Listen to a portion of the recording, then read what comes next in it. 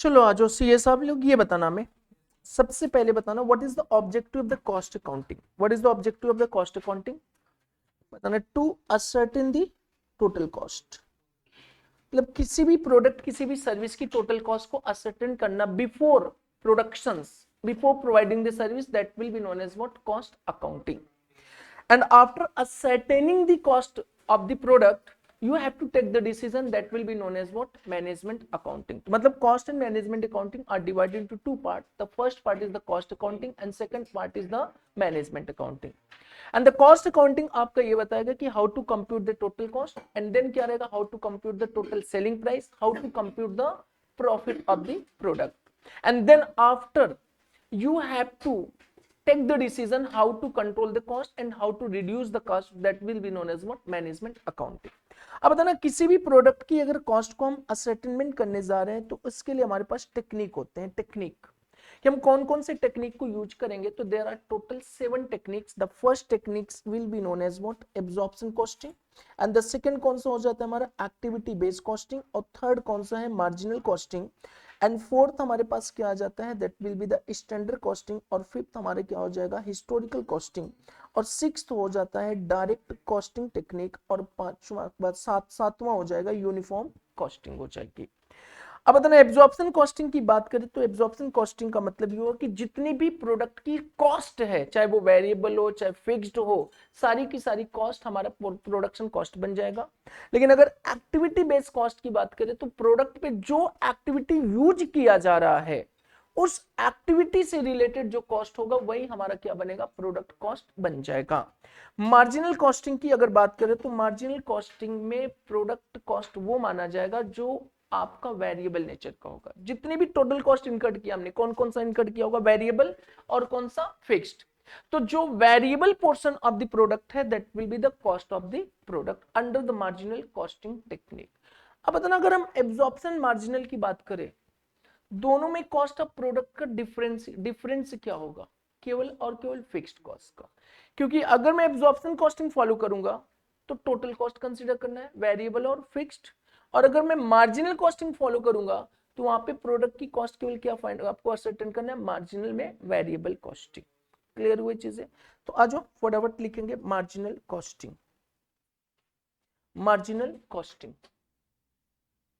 लिखेंगे, marginal costing techniques. under this technique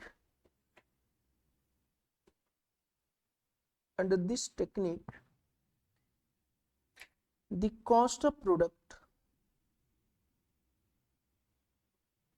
shall be variable cost of product. Under this techniques cost of product shall be variable cost of product.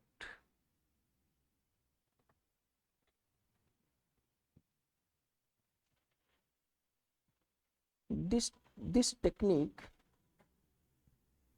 is used for decision making.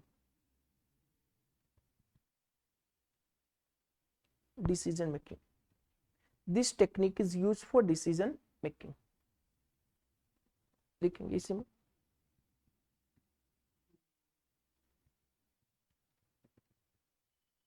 Under this technique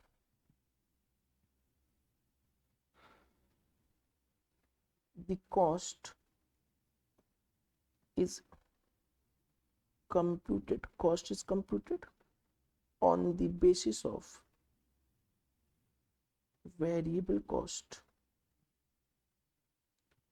cost और marginal cost। अब बताना classification में आपको कराया था, classification according to क्या? Behaviour. मतलब आपको आइडेंटिफाई करना which one is the variable and which one is the fixed cost. अगर किसी भी प्रोडक्ट को मेरे को बनाना है and what will be the cost, तो सबसे पहले आपको डिसाइड करना है कि प्रोडक्ट की कॉस्ट को हम एब्जॉर्प्शन कॉस्टिंग से फाइंड आउट करेंगे कि मार्जिनल कॉस्टिंग। ये डिपेंड करेगा कंपनी की पॉलिसी कि कंपनी क्या लेना चाहती है क्या नहीं। और दूसरी चीज है नेचर ऑफ बिजनेस पे भी डिपेंड करेगा। अब जैसे मान के चलो मेरी ऑर्गेनाइजेशन है जिसमें सिग्निफिकेंट कॉस्ट वेरिएबल नेचर का है। सिग्निफिकेंट कॉस्ट कौन सा है? वेरिएबल। और इनसिग्निफिकेंट कौन सा है हमारा, फिक्स्ड कॉस्ट है। अब यहाँ पे बताना कॉस्ट ऑफ प्रोडक्ट हम क्या रखेंगे, वेरिएबल की फिक्स्ड कॉस्ट बेसिस पे, वेरिएबल। अगर फिक्स्ड कॉस्ट भी इंक्लूड करके रखना शुरू कर दिया तो मेरी प्रोडक्ट की कॉस्ट क्या हो जाएगी, बढ़ जाएगा, और बढ़ते ही मेरी सेलिंग प्राइस क्या हो जाएगा, बढ़ जाएगा, और मार्केट से हम क्या हो सकते हैं, बाहर। क्लियर। जैसे कि सर्विस कॉस्टिंग की अगर बात करें, सर्विस कॉस्टिंग सेक्टर में, सर्विस कॉस्टिंग सेक्टर में बताना सबसे ज्यादा कौन सी कॉस्ट होती है हमारी, वेरिएबल, लगभग वेरिएबल होती है। और अगर मैन्युफैक्चरिंग की बात करें तो मैन्युफैक्चरिंग सेक्टर में लगभग कौन सी कॉस्ट होती है हमारी, that will be the fixed cost से ज्यादा होती है। जैसे कि सैलरी एम्प्लॉय को देना ही देना है, एंड रेंट हमें देना ही देना है, मशीनरी की डेप्रिसिएशन आनी ही आनी है। लेकिन सर्विस सेक्टर है तो वहां पे सबसे ज्यादा क्या होता है हमारा, वेरिएबल। तो हम एक लाइन में बोल सकते हैं सर्विस सेक्टर वाले मैक्सिमम कौन सा टेक्निक यूज करते हैं हमारा, मार्जिनल।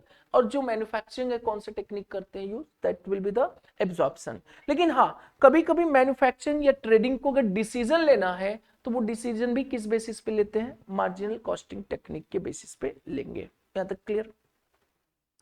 तो आज एक एग्जांपल नोट करना है, सीए साहब लोग आज फटाफट, बस खत्म है चैप्टर, अपनी अंतिम पड़ाव पे है। आज लिखेंगे compute cost of product, compute cost of product, compute cost of product from the following informations, compute cost of product from the following informations, point A under absorption costing, B point under marginal costing, under absorption costing, under marginal costing. Number of units 10,000 units, variable cost per unit ₹50, fixed cost है 10 लाख, 10 नहीं 5 लाख। बताना cost of product from the following information, under the absorption costing, marginal costing, number of unit 10,000 units, variable cost per unit, fixed cost 5 lakh. तो बताना absorption costing में total cost of product क्या हो जाएगा, 10 लाख रुपए। तो आ जाओ, सॉल्यूशन हो गया सबका। चलो लिखो सॉल्यूशन। सबसे आसान होता है क्या पता है आपको, कॉस्ट सबसे आसान, ग्रुप 2। सबसे टफ पूरे 6 सब्जेक्ट में क्या है, अकाउंट। और जबकि अभी तक सबसे आसान क्या होता था, अकाउंट, लेकिन अब उल्टा हो जाएगा। क्लियर। वजह क्या है, अकाउंटिंग स्टैंडर्ड। अच्छा अकाउंटिंग स्टैंडर्ड है क्या, कुछ भी नहीं होता है आपका, अभी भी वही चीज है जो अकाउंट आप पढ़ते चले आ रहे हो। बट आपने क्या पढ़ा है, डेबिट करना, क्रेडिट करना, लेजर बनाना, फिर उसके बाद क्या करना, पोस्टिंग करना, फिर उसके बाद profit and loss, balance sheet. और अकाउंटिंग स्टैंडर्ड क्या है, जो आपने किया है उसका प्रेजेंटेशन, बस खत्म। पहले क्या था, जो मर्जी वहां पे हम प्रेजेंटेशन कर दे रहे थे। अब थोड़ा सा दिक्कत हो गया कि प्रेजेंटेशन अकॉर्डिंग टू एएस करना, इसलिए टिपिकल हो रहा है। बाकी प्रोसेस तो वही है ना, अभी भी वर्ड चेंज हो गया, WDV को नाम बोलने लगे, क्या कैरिंग अमाउंट है, वही चीजें बस, और कुछ नहीं है। और जबकि आसान है वो भी। यहाँ पे आ जाओ, बताना यहाँ पे अगर हम कॉस्ट की बात करें तो absorption costing, point number A बताना, अंडर एब्जॉर्प्शन कॉस्टिंग क्या हो जाएगा, total cost, under absorption costing, under absorption costing. बताना अगर अंडर एब्जॉर्प्शन कॉस्टिंग की बात करें तो कॉस्ट ऑफ प्रोडक्ट क्या हो जाएगा, computation of total cost, computation of total cost. सबसे पहले कौन सी कॉस्ट आ गई, वेरिएबल कॉस्ट, कितने यूनिट के लिए, 10,000। इनटू कितनी 50, टोटल कितना 5 लैक्स। और यहाँ पे कौन सी कॉस्ट हो गई, फिक्स्ड कॉस्ट, कितना हो गया 5 लाख, टोटल कितना हो गया 10 lakh. This is my total cost of product. और अगर हम लोग कहाँ पे जाएं, अंडर मार्जिनल कॉस्टिंग,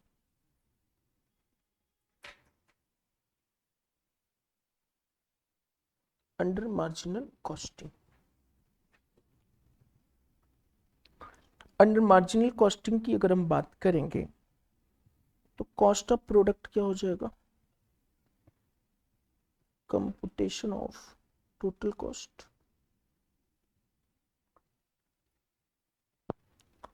तो यहाँ पे केवल कौन सी कॉस्ट आ जाएगी, वेरिएबल कॉस्ट,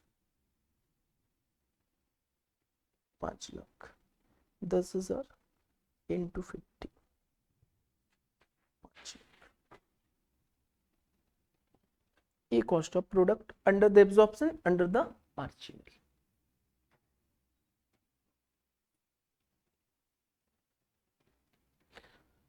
अब ये बताना मेरे को सीए साहब लोग, what is the variable cost, what is the variable cost. बताना वेरिएबल कॉस्ट की अगर बात करें तो डायरेक्ट कॉस्ट, क्या टोटल इनडायरेक्ट कॉस्ट,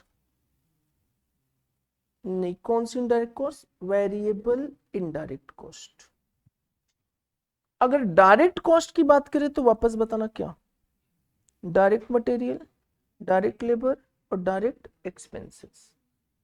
और इनडायरेक्ट कॉस्ट की बात करें तो बताना क्या हो सकता है, इनडायरेक्ट मटेरियल, इनडायरेक्ट लेबर और इनडायरेक्ट एक्सपेंसेस।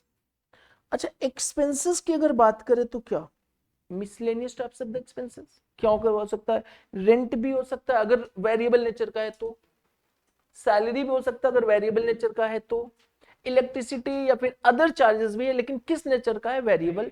जब सबका टोटल कर देंगे तब जाके आपको क्या मिलेगा, वेरिएबल कॉस्ट। अच्छा, मैंने ये जो 50 रुपए पर यूनिट दिया है आपको, तो इसका मतलब क्या है, टोटल सबका टोटल किया, डायरेक्ट प्लस इनडायरेक्ट, वेरिएबल को टोटल कर लिया और हमारा क्या आ गया, 50 रुपए पर यूनिट आ गया। क्लियर। और अगर ये बाइफरकेटेड दिया होता कोई दिक्कत नहीं है सर, टोटल कर लेते हैं और हमारा क्या आ जाता, that will be the variable cost. Clear. अब ये बताना मेरे को, अगर मैंने 10,000 यूनिट बनाया हुआ है, 10,000, तो उस 10,000 बनाने की कॉस्ट अंडर एब्जॉर्प्शन कितनी है, 10 लाख, और यहां पे कितनी आ रही बताना, 5 लाख। क्लियर। अगर मैं इस 10,000 यूनिट को हम बेच देंगे 120 रुपए के रेट से, what will be my selling price, what will be my selling price. तो अंडर एब्जॉर्प्शन और under marginal my selling price will be constant. जहां पे चेंजेस होगा कहां पे होने वाला है, प्रॉफिट में, प्रॉफिट में होगा, लेकिन हमारी सेलिंग प्राइस तो क्या रहेगा, सेम रहेगा। क्लियर। तो इसी के आगे कंटिन्यू करो। If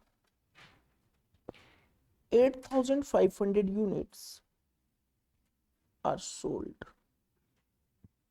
8,500 units are sold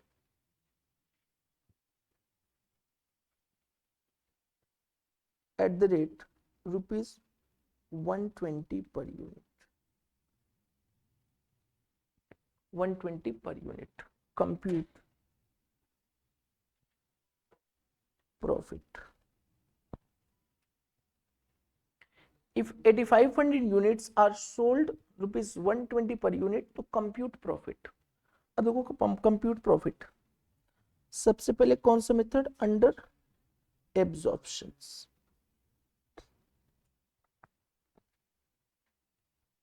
under absorption method या टेक्निक्स।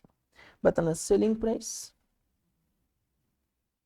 कितना, selling price of 8,500 units, 8,500 into 120 is equal to how much, 10 lakh 20,000, 10 lakh 20,000। और अगर हम इन्हीं में से कॉस्ट माइनस कर दे, cost of product of 8,500 units, अब बताना हम क्या पढ़ रहे हैं यहाँ पे, कॉस्ट या फिर कुछ और पढ़ रहे हैं, कॉस्ट। अब एब्जॉर्प्शन कॉस्टिंग से इस प्रोडक्ट की कॉस्ट क्या होगी, फुल कॉस्ट के बेसिस पे करेंगे कि केवल वेरिएबल कॉस्ट के बेसिस पे? Full cost. हमारी फुल कॉस्ट कितनी आ रही बताना, 10 लाख। कितनी यूनिट के लिए थी, 10,000 के लिए। तो 8500 के लिए कितनी हो जाएगी, 8,50,000। तो बताना हमारी प्रॉफिट कितनी हो गई, 1,70,000 is my profit, is my profit.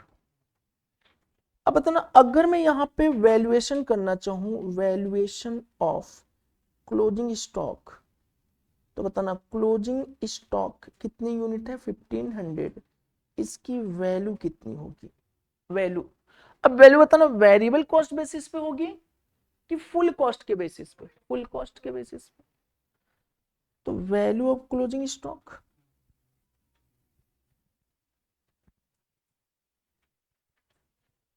कितना हो गया बताना, 1500 इंटू 10 लाख डिवाइडेड बाई 10,000, 1,50,000।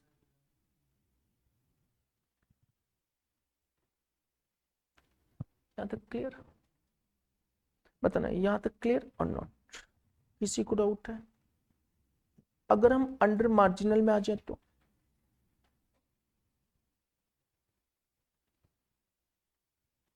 बस इससे ज्यादा हम करेंगे ही नहीं, आपको पूरी कॉस्ट में यही है, दो ही चीज यूज करना है, एब्जॉर्प्शन और मार्जिनल। लेकिन माइंड में ऑब्जेक्टिव होना चाहिए कि व्हाट इज माय ऑब्जेक्टिव। चलो यहाँ पे समझ लो, फिर करो बच्चा, करो। क्लियर? किसी की ट्रेन तो है नहीं, आराम से करेंगे। क्लियर? कि ट्रेन छूट जाएगी, जाएगी तो दूसरा ट्रेन आ जाएगा। क्लियर? नालायक, कल मैं बोला ना, कल से अगर नहीं बैठा दोनों अलग। चलो आओ, अंडर मार्जिनल कॉस्टिंग बताना, सेलिंग प्राइस रिमेन क्या, सेम। कितना रहेगा मेरे पास, 10,20,000। अब इनमें से क्या माइनस करेंगे, कॉस्ट ऑफ प्रोडक्ट। अब ये जो कॉस्ट ऑफ प्रोडक्ट माइनस करेंगे ना, ये कौन सी कॉस्ट होगी, वेरिएबल कॉस्ट। कितनी यूनिट के लिए, 8500 इंटू कितना, कितना आया, 50,000 ना, 50 रुपए, 4 लाख। ये हमारे पास कितना आया, 5,95,000। इसको ना हम लोग कंट्रीब्यूशन बोलते हैं, या फिर इसको बोलते हैं profit on volume, profit on volume. ये 595 आ गई। और इनमें से ना क्या माइनस कर देते हैं, टोटल फिक्स्ड कॉस्ट कितनी थी, 5 लाख। अब हमारी प्रॉफिट जो आई कितनी आई, 95, दिस इज माई प्रॉफिट। दोनों प्रॉफिट में डिफरेंस है, एक 70 है और एक कितना आ रहा है, 95। इसको करेंगे, इसको करेंगे, हमारी प्रॉफिट कितनी है, 95,000। याद clear? And what will be my cost of closing stock under the marginal costing?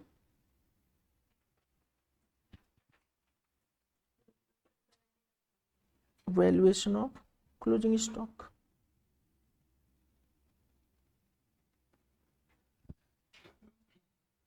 Valuation of closing stock.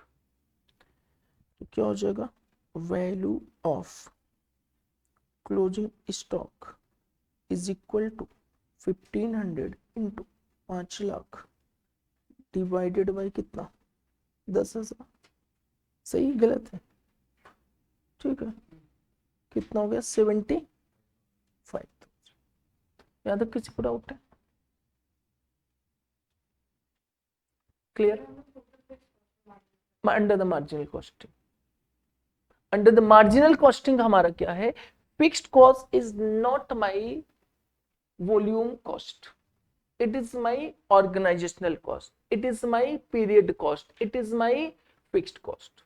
मतलब ये हम कुछ बेचे या ना बेचे, दिस इज माई कॉस्ट। अब यहां पे देखो, अगर मैं इसको बेचूं 7500 को बेचना शुरू करूं, तो अब 7500 को जब मैं बेचूंगा तो जितनी मेरी सेलिंग प्राइस है minus variable cost is my total profit, because my total fixed cost are absorbed, are recovered from 8500 unit. अगर इस 1500 को मैं अगेन अब बेचने जाऊंगा तो वहां पे मेरी प्रॉफिट बढ़ के आएगी ना, क्योंकि वहां पे अब दोबारा फिक्स कॉस्ट बचा ही नहीं, फिक्स कॉस्ट वहां पे क्या हो जाएगा, जीरो हो जाएगा। यहाँ पे फिक्स कॉस्ट कितना टोटल माइनस किया, 5 लाख, और 1500 के बाद हमारी फिक्स कॉस्ट क्या हो जाएगी, जीरो हो जाएगी। हाँ बताओ क्या, किसमें कहाँ एडेड है? हाँ इसमें तो देखो, यहाँ पे हमें प्रोडक्ट, ये प्रोडक्ट कॉस्ट है ही नहीं मेरा पूरा, हमें पूरी की पूरी जितनी वहां पे यूनिट वाइज चेक ही नहीं करना है, हमारी एक पीरियड की जो कॉस्ट आएगी that is the fixed cost. हमें वहां पे प्रोडक्शन से मतलब ही नहीं, प्रोडक्शन किया कि नहीं किया, उस पीरियड की जितनी कॉस्ट होगी that will be the fixed cost under the marginal costing technique. ये प्रोडक्ट कॉस्ट का पार्ट ही नहीं बनेगा, हमारा प्रोडक्ट कॉस्ट का पार्ट ही नहीं बनेगा। हाँ वो फिक्स्ड कॉस्ट की वजह से और वैल्यूएशन ऑफ क्लोजिंग स्टॉक की वजह से भी है। हाँ मतलब क्या करो, हाँ लॉस भी हो सकता है, बिल्कुल लॉस हो जाएगा, और जिस पॉइंट पे लॉस नहीं है, नॉस प्रॉफिट, उसको हम लोग ब्रेक इवन बोलना शुरू कर देंगे। क्लियर? जिस पॉइंट में मेरे को लॉस नहीं, लॉस भी हो सकता है ये।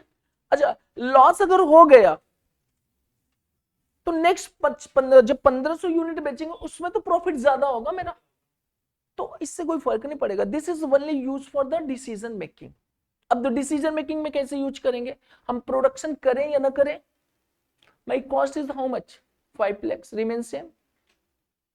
अब अगली बार अगर मेरे को एडिशनल प्रोडक्शन करना है तो फिक्स कॉस्ट क्या रहेगा, जीरो, क्योंकि एडिशनल हमारी प्रोडक्शन में फिक्स कॉस्ट जीरो।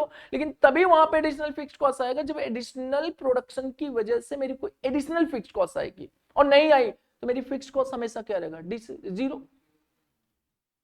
तो बताना, for taking the decision my fix cost always be relevant और इररिलेवेंट, इररिलेवेंट। चाहे आप एडिशनल यूनिट बनाओ चाहे ना बनाओ, हमारी ये कॉस्ट 5 लाख तो आनी ही आनी थी, क्योंकि ये प्रोडक्शन से रिलेटेड होते ही नहीं है। तो इसीलिए डिसीजन लेते समय ऐसे फिक्स्ड कॉस्ट को हम कभी भी कंसीडर नहीं करेंगे। हाँ जीरो, फिक्स कॉस्ट जीरो, तो टोटल पीवी जो प्रॉफिट ऑन वॉल्यूम है, कंट्रीब्यूशन ही हमारा क्या बन जाएगा, प्रॉफिट बन जाएगा। अब ये पूरा का पूरा चैप्टर ही पूरी डिटेल ही करेंगे, बस आपको दोनों में डिफरेंस करा रहा हूं मैं, एब्जॉर्प्शन कॉस्टिंग मार्जिनल में क्या डिफरेंस है। जब हम एब्जॉर्प्शन कॉस्टिंग फॉलो करेंगे तो cost of product will be variable plus fixed, and under the marginal my production cost will be only variable cost. Clear? और ये हमारा डिसीजन इसलिए काम आता है कि हम जो निकाले हुए 595 हमारी जो आ रही है दैट इज द प्रॉफिट, ये जो प्रॉफिट आ रही है, ये प्रॉफिट में जब पूरी की पूरी फिक्स कॉस्ट को ले लिया, आगे अगर एक यूनिट भी बेचेंगे हम तो पूरी की पूरी sales minus variable is equal to my profit, no fixed cost. तो हम डिसीजन यहां पे ले लेते हैं कि फिक्स्ड कॉस्ट किस लेवल पे रिकवर हो गया। जिस लेवल पे फिक्स्ड कॉस्ट रिकवर हो गया उसके बाद से सारी की सारी यूनिट हमारी प्रॉफिटेबल होगा, लॉस का सवाल ही नहीं उठता, प्रॉफिटेबल होना शुरू हो जाएगा। किस लेवल के बाद, जिस लेवल पे फिक्स्ड कॉस्ट, जिस यूनिट से मेरे को फिक्स्ड कॉस्ट पूरी आ गई उसके बाद से यूनिट हमारी क्या हो जाएगी, प्रॉफिटेबल होना शुरू हो जाएगी। वो हम डिसीजन कहां पे लेते हैं, मार्जिनल कॉस्टिंग, जब डिटेल में जाएंगे तो वहां पे कवर अप कर लेंगे। यहाँ पे क्लियर हुआ चीजें?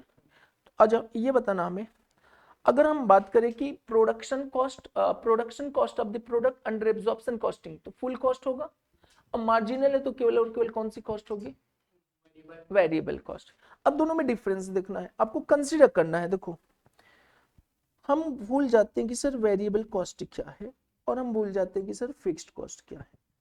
कभी variable cost in the terms of direct indirect हो जाएगा, कभी इन द टर्म्स ऑफ हमारा क्या हो सकता है, कंट्रोलेबल अनकंट्रोलेबल, कभी in the terms of normal and abnormal, मतलब कोई भी टर्म्स में हो जाए, बट इसका बिहेवियर चेक करना है, बिहेवियर चेक करना है। अगर वो बिहेवियर अकॉर्डिंग टू प्रोडक्शंस है तो that will be the variable, और अकॉर्डिंग टू पीरियड है, अकॉर्डिंग टू टाइम है, that will be the fixed. वो भले किसी नाम से हो, भले ही किसी नाम से हो।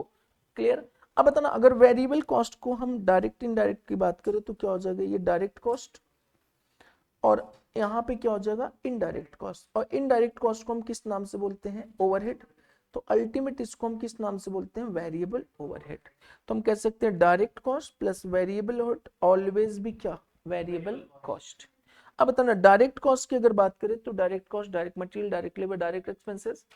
लेकिन वेरिएबल ओवरहेड की बात करें तो variable indirect material, variable indirect labour, variable हमारा इनडायरेक्ट एक्सपेंसेस, या फिर आपको वेरिएबल ओवरहेड बाइफरकेट कराया होगा 3 और बेसिस पे। एक फंक्शनल बेसिस पे कराया था, फंक्शनल बेसिस पे कि factory overhead, office and admin overhead, selling and distribution overhead. Open करो, क्लासिफिकेशन चेक करो।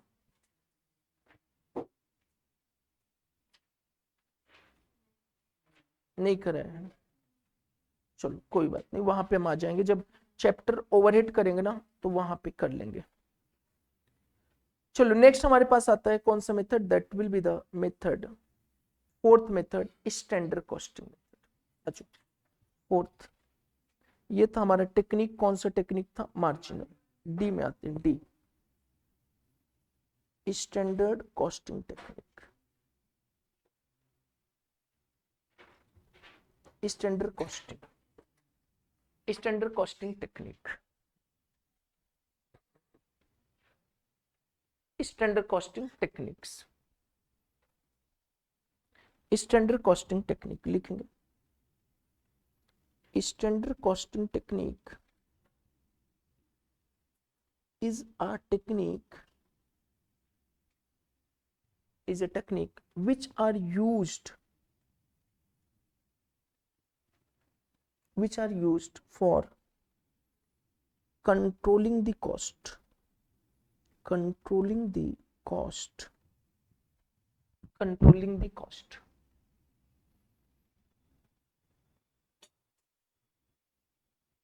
under this technique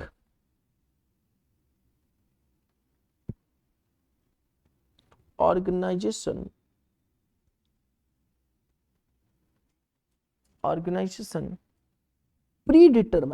predetermined cost of product. Under this technique, organizations predetermined cost of product, and such cost become benchmark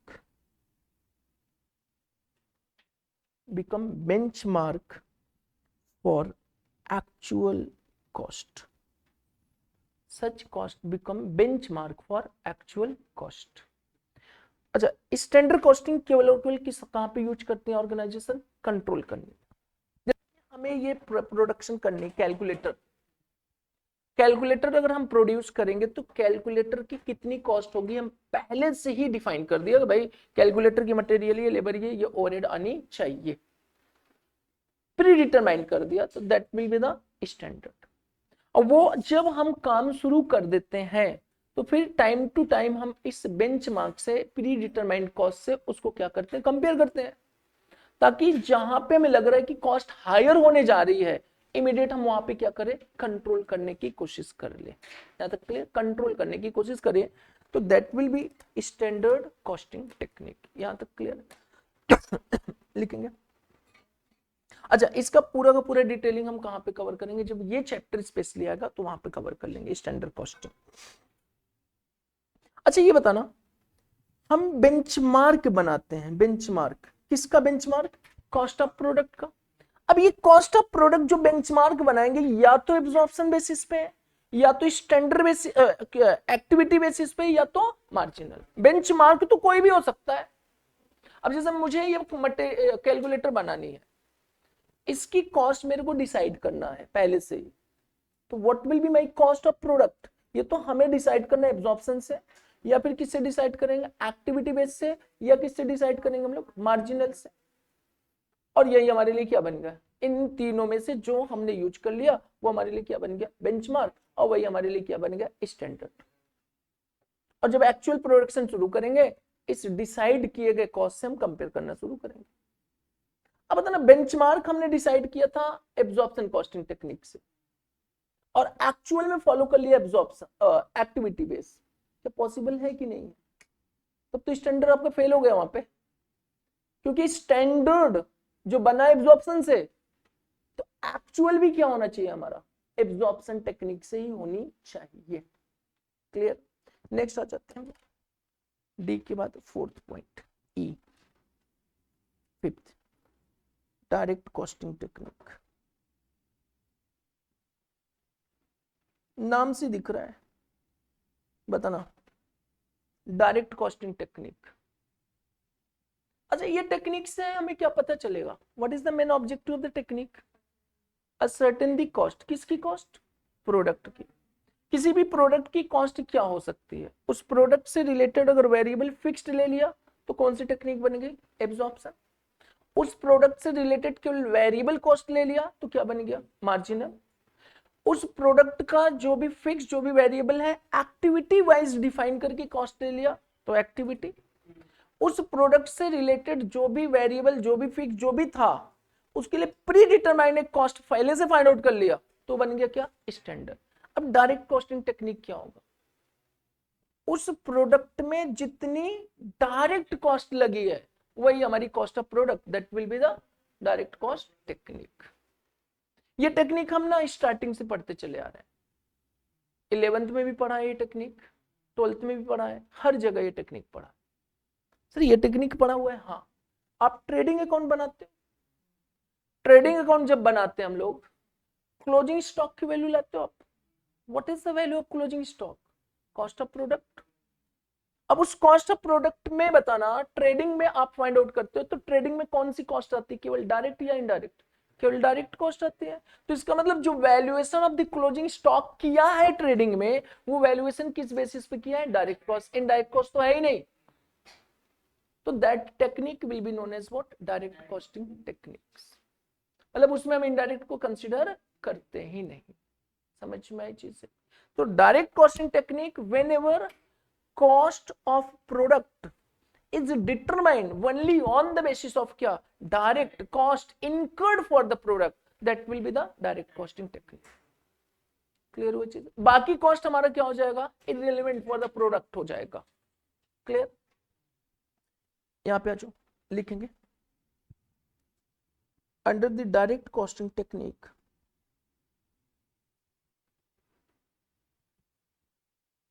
under direct costing technique,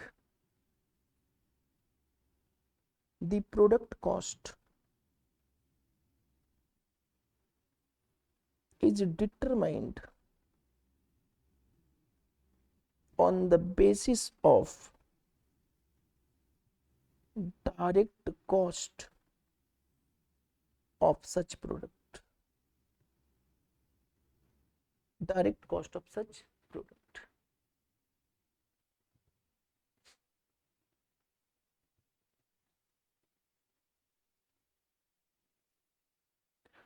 अब मेरे को ये बताना बच्चों, सुनो, बताना एब्जॉर्प्शन कॉस्टिंग लिखना नहीं, हो गया वो सबका। हमारा ये मार्जिनल कॉस्टिंग, हमारा ये डायरेक्ट कॉस्टिंग टेक्निक, तीनों में डिफरेंस बताते चलो। Selling price of the product suppose करो 10 लाख है, यहाँ पे भी कितना होगा? 10 लाख। यहाँ पे भी कितना होगा? 10 लाख। तीनों में सेम होगा। अगर मैं यहाँ पे टेक्निक कॉस्ट ऑफ प्रोडक्ट लूंगा तो बताना कॉस्ट ऑफ प्रोडक्ट क्या होगा? टोटल 8 लाख रुपए माइनस कर दिया मैंने। मार्जिनल में लेंगे तो बताना इस टोटल में जितना कौन सा पोर्शन रहा होगा? वेरिएबल। सपोज करो कितना? 5 लाख, वो माइनस कर दिया। अब बताना इनमें जो पोर्शन कौन सी रही होगी? Direct cost. सपोज करो कितना? 3 लाख, ये माइनस किया। मतलब ये सीक्वेंस क्रोनोलॉजिकल समझ में आ रही है? मतलब हमारी अगर एब्जॉर्प्शन कॉस्टिंग है तो टोटल कॉस्ट कितनी? 8 lakh. And total cost 8 lakh include क्या इंक्लूड होगा हमारा? बताना क्या इंक्लूड होगा हमारा इस 8 लाख में? हमारा क्या इंक्लूड होगा इस 8 लाख में? पूरी की पूरी कौन सी कॉस्ट होगी? वेरिएबल प्लस क्या है? फिक्स्ड कॉस्ट है। जिसमें से वेरिएबल का पोर्शन कितना था, 5 लाख था, तो फिक्स्ड कॉस्ट का पोर्शन कितना रहा होगा, 3 लाख। अच्छा, ये वेरिएबल में कौन कौन सा पोर्शन होता है बताना, डायरेक्ट और वेरिएबल इनडायरेक्ट। तो इसका मतलब इसका जो डायरेक्ट वाला पोर्शन होगा वो यहां पे जा रहा होगा। क्लियर हुई चीजें। अब मेरे को ये बताना, कहां पे दो लेवल की प्रॉफिट आ रही होगी, दो लेवल की प्रॉफिट, एक तो इसमें आ रहा होगा और एक इसमें आ रहा होगा। इसमें एक लेवल की प्रॉफिट आ रहा होगा जो बिफोर डिडक्टिंग फिक्स्ड कॉस्ट रहा होगा, इसमें एक लेवल का प्रॉफिट आ रहा होगा जिसमें डिडक्टिंग बिफोर इनडायरेक्ट कॉस्ट रहा होगा। क्लियर हुई चीजें। और यहां पे तो कोई लेवल ऑफ प्रॉफिट का सवाल ही नहीं है सर, एक केवल प्रॉफिट आएगी, क्योंकि जहां पे सारी कॉस्ट को क्या करते हैं, माइनस कर देते हैं। अब अगर मैं बात करूं इसमें, तो बताना ये जो हम प्रॉफिट फाइंड आउट करेंगे, ये प्रॉफिट कितनी आ गई बोलो, 2 लाख। क्या ये जो प्रॉफिट है आफ्टर ऑल कॉस्ट, सारी कॉस्ट है। अगर हम इसमें से माइनस करके बताएं ये प्रॉफिट को, कितनी आई हमारी, 5 लाख। क्या ये प्रॉफिट हमारी आफ्टर ऑल कॉस्ट है, प्रॉफिट बिफोर क्या है, फिक्स्ड कॉस्ट, जिसको हम किस नाम से बोलते हैं, कंट्रीब्यूशन के नाम से। तो what is the definition of contribution, profit before fixed cost. Clear. अच्छा, प्रॉफिट बिफोर फिक्स्ड कॉस्ट का मतलब वेरिएबल तो माइनस है, वेरिएबल चाहे डायरेक्ट हो चाहे इनडायरेक्ट, सारा माइनस है। यस। अगर मैं यहां से बात करूं, तो ये 3 लाख जो माइनस किया तो बताना क्या आया, 7 लाख। ये जो प्रॉफिट है इसको बोलते हैं ग्रॉस प्रॉफिट, याद करो। अब बताना ये प्रॉफिट में क्या डिफरेंस है, इनडायरेक्ट वेरिएबल कॉस्ट का। ये प्रॉफिट में क्या डिफरेंस है, फिक्स्ड कॉस्ट का। जहां पे ये एनालिसिस आ गया, पूरी कॉस्ट खत्म। आपको तो एग्जामिनर यही परेशान करेगा कि बच्चा परेशान हो जाए कि हम उससे क्या पूछना चाहते हैं और बच्चा करके क्या आ रहा है। क्लियर। अब देखो, ये जो है ना, ये पोर्शन 90% आपकी सेल्स, ये पोर्शन 8%, ये पोर्शन 2%। लेकिन आना तो सारा चीजें हैं, आपको सारी चीजें आना चाहिए। बताना यहां तक क्लियर।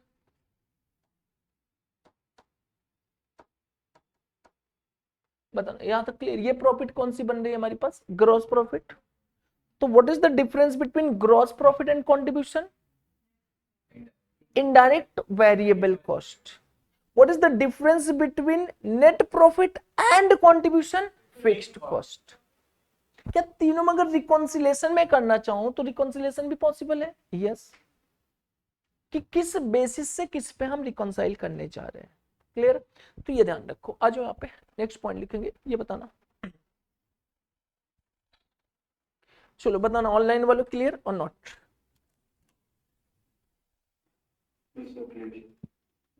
बताना, इसका नाम दे दो प्रॉफिट, और ये आपको आज नहीं काम दे रहा है, जब क्वेश्चन प्रैक्टिकल करेंगे वहां पे काम देगा।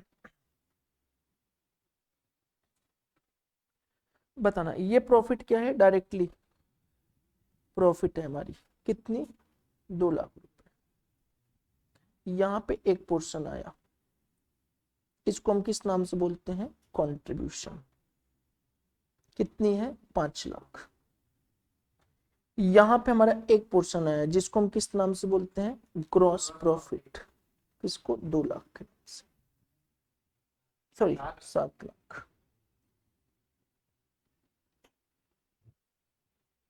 यहां तक क्लियर। अब मेरे को बताना, ये जो कॉस्ट 8 लाख थी और ये जो कॉस्ट 5 लाख है, तो 2 लाख क्या छिपा, 3 लाख क्या छिपा है, फिक्स्ड कॉस्ट कितना, 3 लाख, प्रॉफिट कितनी आ गई, 2 लाख। अब बताना, ये जो हमारे पास 5 लाख है और ये 3 लाख है, तो यहाँ पे 2 लाख क्या छिपा है बोलो, वेरिएबल इनडायरेक्ट कॉस्ट कितना छिपा हुआ है, 5 लाख, सॉरी, हाँ वेरिएबल इनडायरेक्ट कॉस्ट कितना छिपा है बोलो, नहीं 5 नहीं, 5 तो टोटल वेरिएबल है, और डायरेक्ट हमारा 3 चला गया है, तो वेरिएबल इनडायरेक्ट कितना छिपा हुआ है 2 लाख, और साथ में हमारा फिक्स्ड कॉस्ट कितना छिपा हुआ है 3 लाख। प्रॉफिट कितनी आ गई 2 लाख अभी भी आ गया। यहां तक क्लियर और नॉट? एब्जॉर्प्शन, मार्जिनल और डायरेक्ट कॉस्टिंग, कुछ नहीं, सबसे आसान है कॉस्टिंग। न कोई टैक्स का प्रोविजन, न कोई सेक्शन, न कोई अकाउंटिंग स्टैंडर्ड, कुछ भी नहीं है, सारा का सारा माइंड स्टैंडर्ड।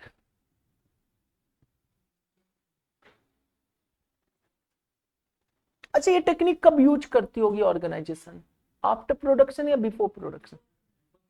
ये हमेशा ध्यान रखना है कि हम कंप्यूट कब करने जा रहे हैं। जिस दिन ये सारा चीजें आ गए ना, खत्म हो जाएगा। और कभी भी छोटे ऑर्गेनाइजेशन की नहीं सोचना है, बिग ऑर्गेनाइजेशन, बड़ी ऑर्गेनाइजेशन जो डिपार्टमेंट में काम करते हैं, रिस्पॉन्सिबल सेंटर जिसके होते हैं।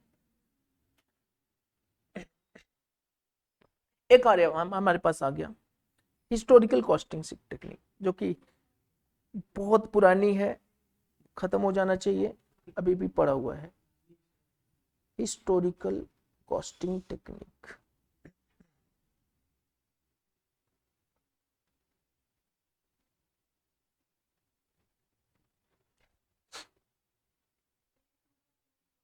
हाँ प्रॉफिट है, प्रॉफिट है, हाँ ये भी प्रॉफिट है,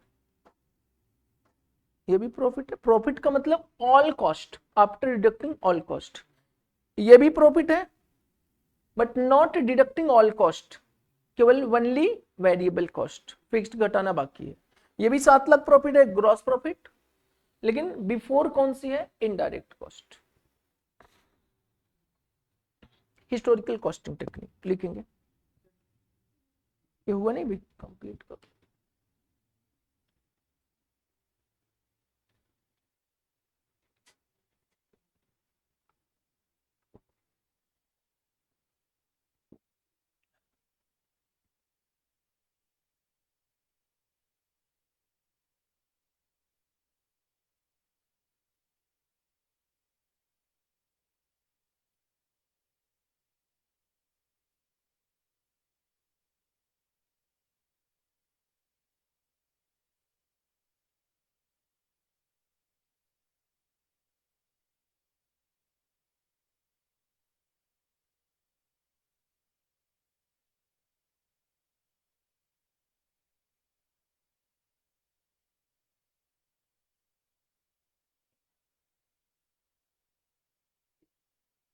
वेरिएबल इनडायरेक्ट कॉस्ट, देवी जी ये क्या है मेरे पास, बोलो ये क्या है? What is the meaning of variable cost? Plus, और डायरेक्ट कॉस्ट कितना था, तो इसमें 2 लाख क्या छिपा हुआ है, इनडायरेक्ट वेरिएबल कॉस्ट। चलो आ जाओ हिस्टोरिकल कॉस्टिंग टेक्निक, बस बस टेक्निक खत्म हो रहा है, इसके बाद मेथड ऑफ कॉस्टिंग आ जाएगी। हिस्टोरिकल कॉस्टिंग टेक्निक मेथड के बाद फिर हम लोग चैप्टर स्टार्ट करेंगे, कौन सा, कॉस्ट शीट। बहुत आसान चैप्टर, जिसका 90% आप पढ़ चुके। आ जाओ, बस खत्म खत्म बच्चा खत्म। हिस्टोरिकल कॉस्टिंग टेक्निक लिखेंगे क्या सर, अंडर दिस टेक्निक क्या होगा बताना, under this technique the cost of product, under this technique the cost of product is computed, is calculated on the basis of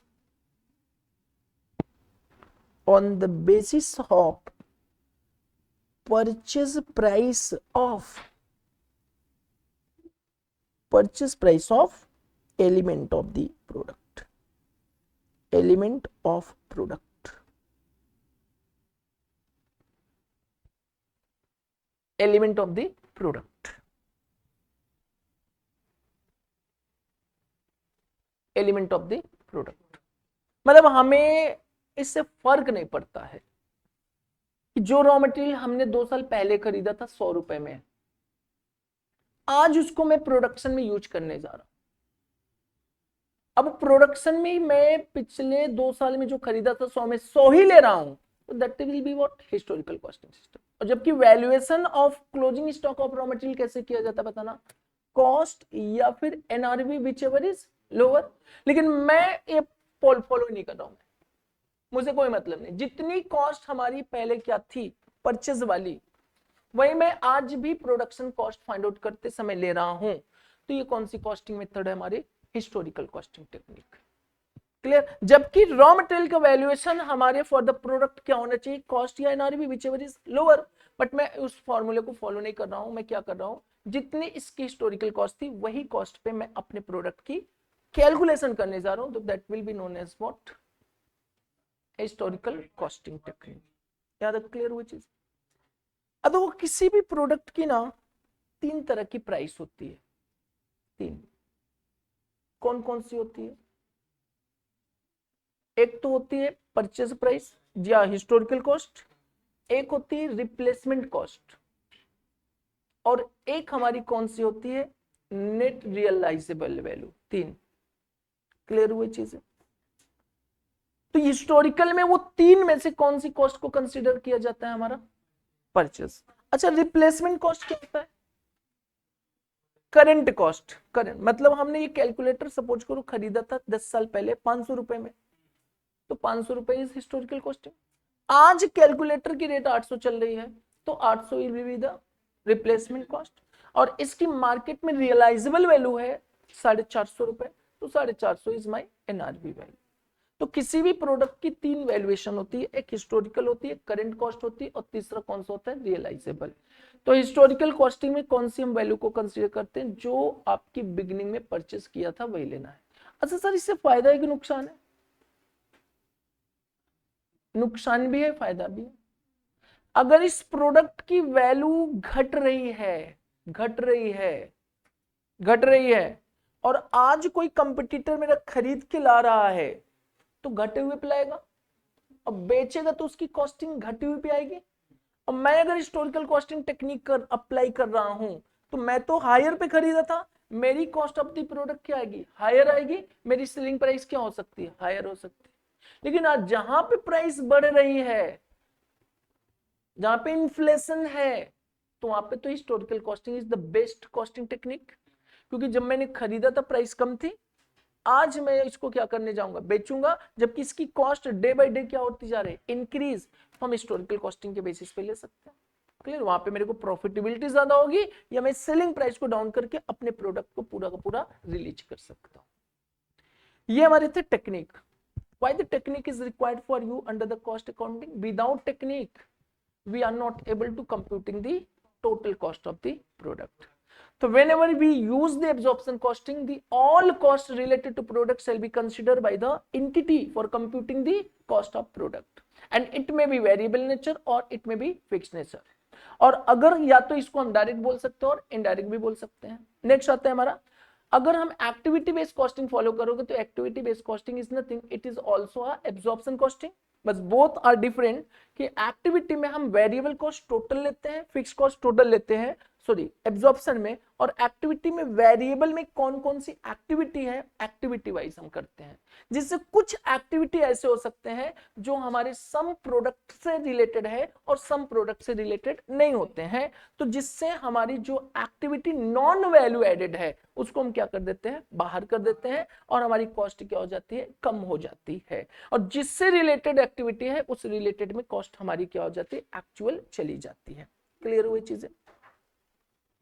next point बताना, next point बताना। इसके अलावा marginal costing कर लिया, historical, standard costing, और एक last और बचता है ना, यूनिफॉर्म कॉस्टिंग। यूनिफॉर्म कॉस्टिंग,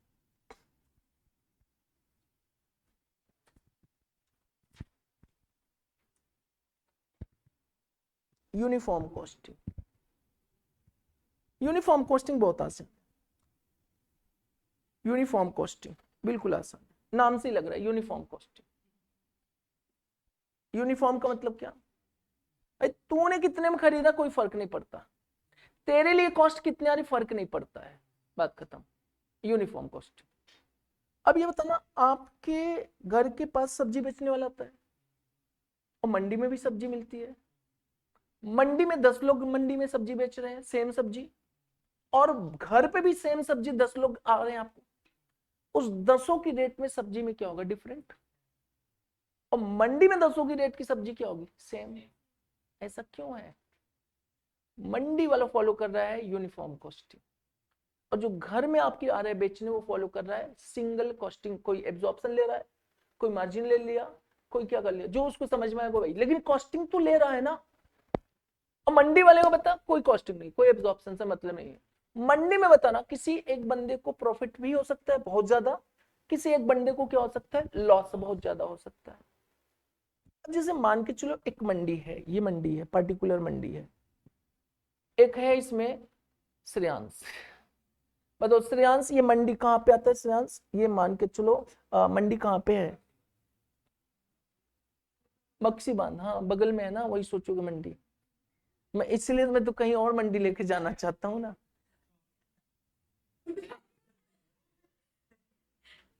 चौक में है लेकिन उतनी नहीं है। अरे ये कौन सा धूम, चलो दारागंज, दारागंज है। अभी देखो दारागंज वाली मंडी में, ये मंडी दारागंज की है, ये श्रेयांश कहाँ से आ रहा है, झूंसी से, झूंसी सब्जी लेके आ रहा है दारागंज बेचने। अब मान के जो सिद्धांत नैनी से लेके चला आ रहा है कहाँ पे बेचने, दारागंज। और एक बंदा है कौन, अचिंत, वो कहां से चला आ रहा है, मान के चलो कौसाम्बी से, कौसाम। अब ये मेरे को बताना, तीनों को सब्जी आ गई, मंडी में बैठ गया, किसकी कॉस्टिंग ज्यादा होगी, कौसाम्बी वाले की ज्यादा होगी। 50 किलोमीटर से लेके आ रहे दारागंज बेचने, उसकी ट्रांसपोर्टेशन कॉस्ट ज्यादा होगी। ये झूंसी वाला तो बस ऐसे ही गंगा जी पार किया, बस कहाँ पे आ गया, दारागंज आ गया, इस बार दारागंज, उस पर गया झूंसी, बात खत्म। कभी कभी तो पार भी नहीं करता, तैर के चला जा रहा है। क्लियर? तो अब ये बताना, इसकी तो ट्रांसपोर्टेशन कॉस्ट हो सकता है क्या हो, 0। इसका तो नैनी वाले को तो कुछ होगा, बेचारा आएगा ऐसे घूम के जाएगा, तो लगभग कुछ ना कुछ है। लेकिन तीनों की जो सेलिंग प्राइस है in the market is the same. अब बताना प्रॉफिट सबसे ज्यादा किसको हो रहा होगा, झूंसी वाले को। कॉस्ट इसकी क्या है, 0 है, क्योंकि यहाँ पे जो कॉस्ट फॉलो किया जा रहा है, कौन सी कॉस्ट फॉलो किया जा रहा है, यूनिफॉर्म कॉस्ट। तेरे को कॉस्ट से नहीं मतलब है भाई, क्या ले रहा है क्या नहीं ले रहा है, इससे कोई मतलब नहीं है। तेरे लिए पहले से एक प्राइस में डिसाइड कर दिया, एक बेंचमार्क आ गया। ये benchmark, benchmark for individual person है कि बेंचमार्क फॉर ऑल पर्संस है, benchmark for all person, and this benchmark is decided by industry. अब इंडस्ट्री, ये मंडी को ना हाई लेवल पे लेके जाओ तो क्या बोलेंगे, इंडस्ट्री बोलना शुरू करेंगे। क्लियर? इंडस्ट्री, तो इंडस्ट्री पहले से ही कॉस्ट को क्या करेगा, डिसाइड करेगा। अब वो सारे पर्सन को उस कॉस्ट को क्या करना है, लेना पड़ेगा, एब्जॉर्ब करना पड़ेगा, और वही उसके लिए क्या बन जाएगी, कॉस्ट ऑफ प्रोडक्ट बन जाएगा। चलो नालायक इधर, ठीक, कल जाना, डिसाइड करो कहाँ जाना है बेचने, नालायक। हाँ चलो आ जाओ यहाँ पे। तो यूनिफॉर्म कॉस्टिंग क्या है बताना, लिखेंगे, बताना uniform costing. Under this technique, under this technique, cost of product is predetermined by क्या, by organization या by industry, by industry, for all organizations. Under this technique, cost of product is predetermined by industry for all organizations. अच्छा, क्या ये standard costing हो सकता है क्या, नहीं। स्टैंडर्ड कॉस्टिंग में ऑर्गेनाइजेशनल वाइज हमारा कॉस्ट ऑफ प्रोडक्ट को क्या किया जाता है, डिफाइन किया जाता है। और किसी ऑर्गेनाइजेशन में कुछ और हो सकता है, किसी और में, लेकिन यहाँ पे ऑर्गेनाइजेशन वाइज कॉस्ट हमारा कभी भी डिफरेंट हो ही नहीं सकता, क्या रहेगा, सेम रहेगा। क्लियर? तो कभी कभी इसको ना टारगेट कॉस्टिंग भी बोलते हैं, टारगेट कॉस्टिंग। जैसे इंडस्ट्री ने डिसाइड कर दिया भाई सबकी कॉस्ट कितनी होनी चाहिए, 80 रुपए, तो उस सारी की सारी प्रोडक्ट की कॉस्ट 80 ही आनी चाहिए। 80 से अगर ज्यादा जा रहा है तो इसका प्रॉफिट गया बेचारे का। तो टारगेट, इसको टारगेट कॉस्टिंग भी बोलेंगे इन फ्यूचर आगे चल के, लेकिन सीए वालों को जरूरत ही नहीं है क्योंकि आगे कॉस्टिंग ही खत्म है फाइनली। क्लियर? हाँ लेकिन हाँ बीच में है कॉस्टिंग, स्पॉम, सेल्फ पेस ऑनलाइन मॉड्यूल, वहां पे है, भर भर के है। वो ऐसी कॉस्टिंग है ना कि जब चाहे तब फेल कर दे, जब चाहे तब क्या करे, पास करते हैं। तो यूनिफॉर्म को, ये टोटल हमारे पास कितने टेक्निक हो गए, 7 टेक्निक, और 7 में से केवल आपको कितने टेक्निक पढ़ने हैं, 4। Absorption costing, activity based costing, marginal और स्टैंडर्ड। सर इन चारों टेक्निक में से कितने मार्क्स का आएगा क्वेश्चन, 50%, 50 नंबर का, 50 नंबर। एब्जॉर्प्शन कॉस्टिंग 10 का, स्टैंडर्ड कॉस्टिंग 10 का, एक्टिविटी बेस्ड कॉस्टिंग 10 का, मार्जिनल कॉस्टिंग कम से कम 20 का, कम से कम 20 का। मार्जिनल कॉस्टिंग का 2 रोल है, एक मैनेजमेंट अकाउंटिंग भी है और एक कॉस्ट अकाउंटिंग। तो एक क्वेश्चन तो कॉस्ट अकाउंटिंग से, एक क्वेश्चन किससे, मार्जिनल से पूछेगा। तो टोटल आपका 50 नंबर मिनिमम इस 4 चैप्टर से पूछेंगे। बाकी सब कहीं से भी पूछेंगे। हाँ बाकी जो कहीं से पूछे जाएंगे वहां पे एप्लीकेशन ऑफ क्या रहेगा, absorption, application of activity, application of क्या हो सकता है हमारा, कुछ भी हो सकता है। क्लियर हुई चीजें? नेक्स्ट आते हैं बच्चा लोग method of costing. Method of costing, method of costing, what is the method of costing, लिखेंगे मेथड ऑफ कॉस्टिंग, लिखेंगे application of, application of costing technique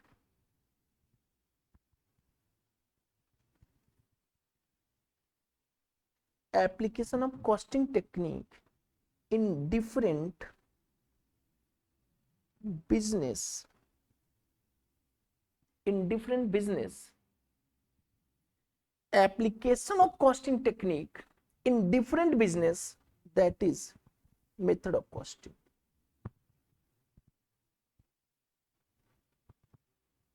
that is method of costing। मतलब जो हमारी कॉस्टिंग की टेक्निक है उसको organisation में apply करना, that is the method of costing. अच्छा एक ऑर्गेनाइजेशन अगर मान के चलो एब्जॉर्प्शन कॉस्टिंग टेक्निक फॉलो कर रहा है तो what is the method of costing of that organisation, absorption costing. Clear? मतलब कह रहे application of costing technique in different business, that is method of costing. अब वो डिफरेंट बिजनेस में एब्जॉर्प्शन भी हो सकता है, मार्जिनल भी हो सकता है, एक्टिविटी भी हो सकता है, यूनिफॉर्म भी हो सकता है, कुछ भी हो सकता है। लेकिन हाँ सेक्टर वाइज वो आपके क्या होते हैं, मेथड पहले से डिफाइन कर दिए। जैसे कि सेक्टर वाइज, अगर सेक्टर वाइज या बिजनेस वाइज की मैं बात करूं तो बिजनेस वाइज ही हमारी मेथड ऑफ कॉस्टिंग डिफाइन की गई। जैसे कि अगर हम बात करें कौन सी costing, job costing and batch costing, contract costing, ये जो आपकी जॉब बैच कॉन्ट्रैक्ट्स हैं, this is the method of costing.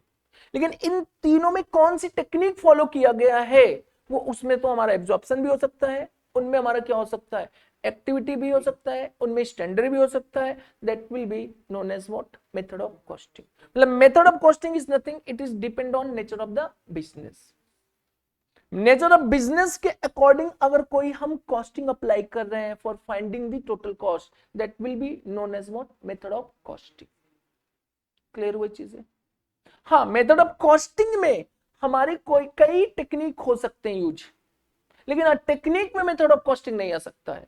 Method of costing में क्या आएगा, हमेशा टेक्निक ऑफ कॉस्टिंग आएगा। बिना टेक्निक हमारा कोई भी कॉस्ट एप्लीकेबल नहीं हो सकता। मेथड ऑलवेज भी depend on nature of the business. अब यहाँ पे पहला मेथड आता है, first point number A, job costing. Job costing, job costing, job costing, job costing.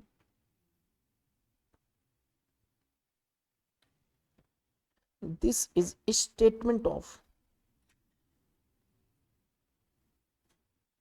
this is a statement of total cost. this is statement of total cost as per the specific requirement of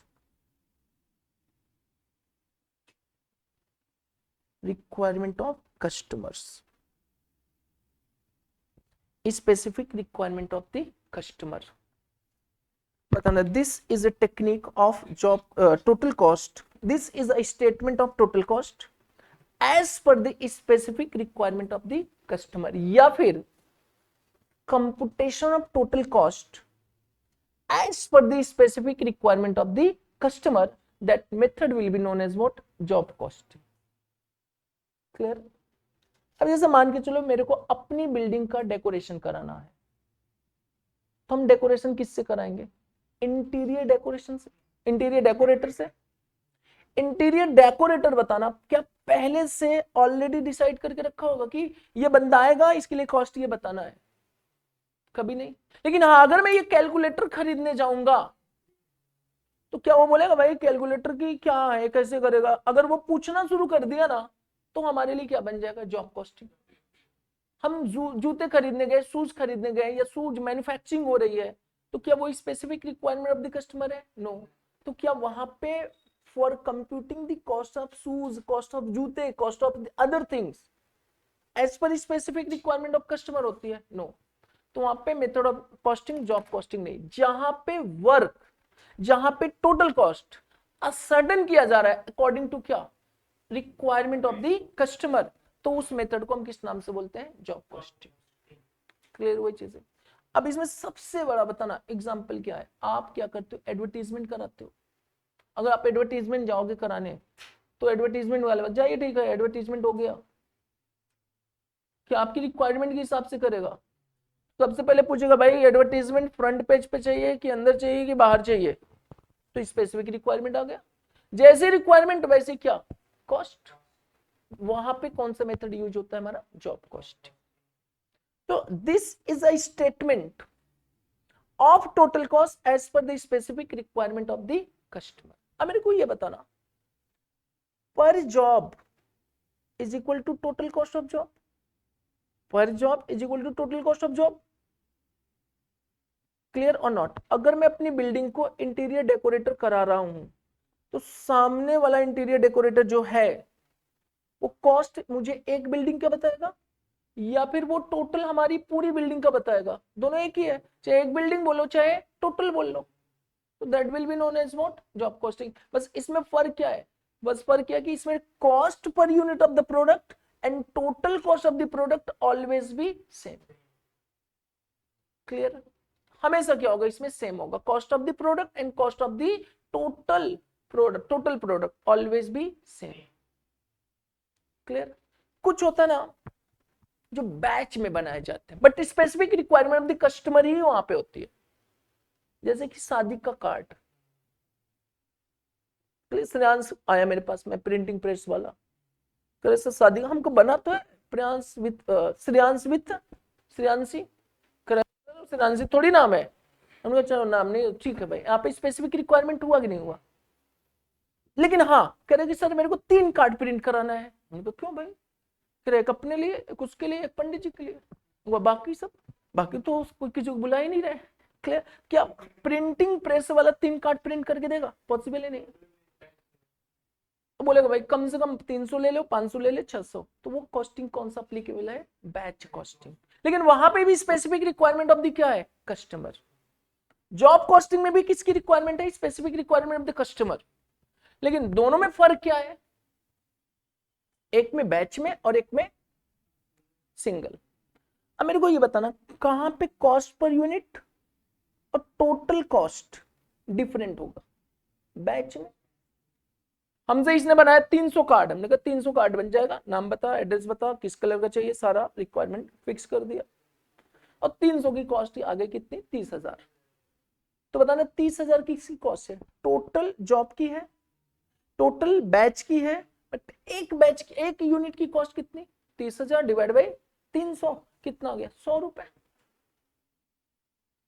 clear? But दोनों में different, दोनों same है कि नहीं? दोनों same है। Job costing, batch costing both are the same, but the difference is only what? कि job में कॉस्ट पर यूनिट और टोटल कॉस्ट ऑफ जॉब क्या रहेगा, सेम, और बैच में हमारा क्या होगा, total cost of batch and cost per unit क्या रहेगा, डिफरेंट हो जाएगा।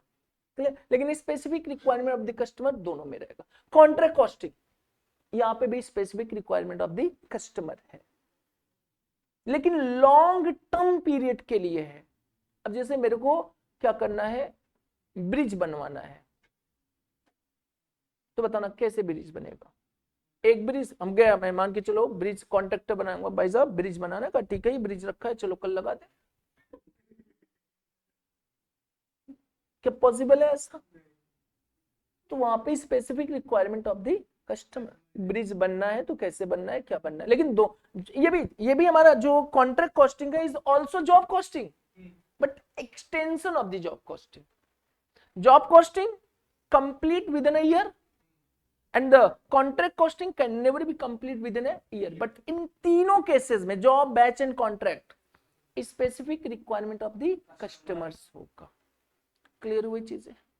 तो आज क्या लिखा, this is a statement of total cost as per the specific requirement of the customer, लिखेंगे this is a statement of total cost as per the specific requirement of the customer, लिखेंगे यहीं पे आगे। Total cost of job is equal to direct cost of job plus indirect cost of job.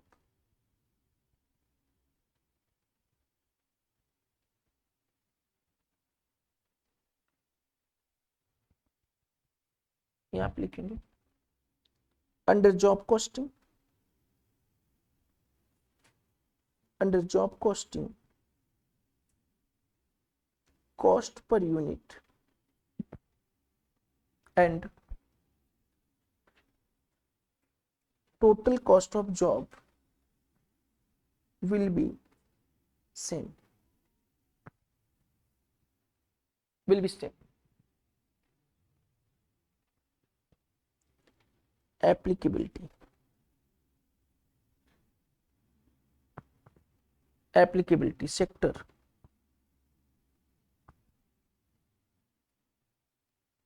बताना कौन कौन से sector है। पहला प्रिंट, सॉरी कौन सा हो जाएगा हमारा, इंटीरियर डेकोरेशन,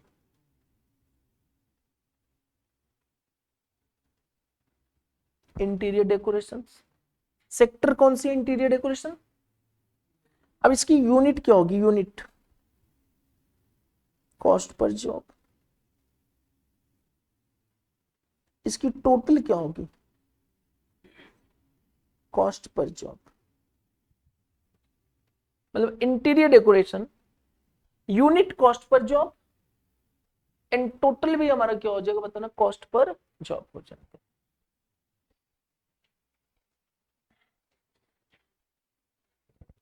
इंटीरियर डेकोरेशन के अलावा इंजीनियरिंग वर्क्स,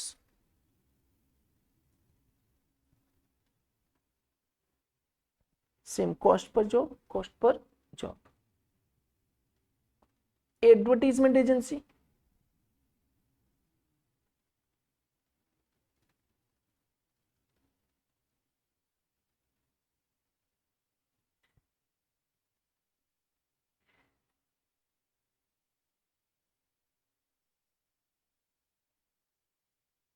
अब बताना आपको 4 चैप्टर बताना आपको पढ़ना है, कौन कौन सा, मार्जिनल, स्टैंडर्ड, एक्टिविटी बेस और एब्जॉर्प्शन। 4, कितने मार्क्स आएंगे, 50। बाकी कहां से आएंगे, method of costing, job costing, batch costing, इसके बाद हमारा क्या हो जाएगा, बाकी प्रोसेस कॉस्टिंग, कॉन्ट्रैक्ट कॉस्टिंग, सारा कहां पे आ जाएगा, बाकी इधर। तो मतलब 2, एक तो 50% कवरेज टेक्निक एंड 50% कवरेज कहां से, मेथड ऑफ कॉस्ट।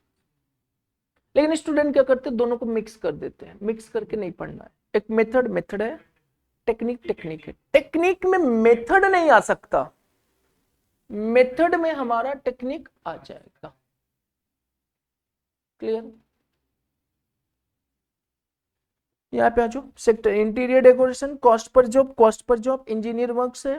नेक्स्ट आ जाओ, point number B, batch costing.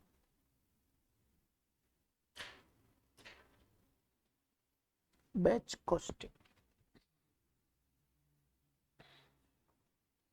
Sir notes हमें कितना थ्योरेटिकल पढ़ना है, जितना मैं लिखूंगा उतना सफिशिएंट आपको। और कॉस्टिंग की खास बात यह है कि सारा थियरी पॉइंट हम लिखाएंगे और प्रैक्टिकल के लिए सीट आपको मिल जाएगी। और प्रैक्टिकल की भी खास बात सीट ये है, उससे बाहर एक भी क्वेश्चन एग्जाम में नहीं आएगा। लेकिन हाँ, पहला मैं ये बोलूंगा, हमेशा पहले आपको क्या करना है, स्टडी मटेरियल। दूसरा क्या कराऊंगा मैं, आरटीपी या एमटीपी। और तीसरा पॉइंट है जो मैं अपना खुद एक सीट प्रोवाइड करूंगा, हमारे सीट से मैं गारंटी ले रहा हूं बाहर नहीं हो सकता क्वेश्चन, 100% ये गारंटी है मेरी हमारी सीट से, क्योंकि उसमें हर चैप्टर में लगभग 100 क्वेश्चन रहेंगे। ये भी ध्यान रखना, 100 क्वेश्चन, तो 100 का मतलब अगर 10 चैप्टर है तो 1000 क्वेश्चन है। और 1000 में से कम आपके 500 क्वेश्चन कौन सा वाला है, प्रैक्टिस मैनुअल, सॉरी कौन सा वाला, स्टडी मटेरियल वाले भी उसमें इंक्लूड्स है। ज्यादा होंगे, 1000 से ज्यादा होंगे, किसी किसी में 120 मिल जाएंगे, और बाकी कंसेप्ट आपके ऊपर डिपेंड करेगा। चलो आ जाओ, बैच कॉस्टिंग लिखो, लिखेंगे बच्चों, बस खत्म खत्म, ये भी लिखेंगे। Batch costing, this is a statement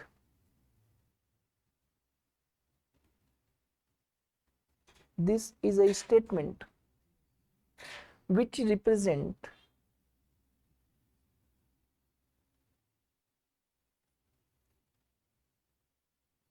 total cost of a batch. This is a statement which represent total cost of a batch as per क्या, specific requirement of क्या, customer।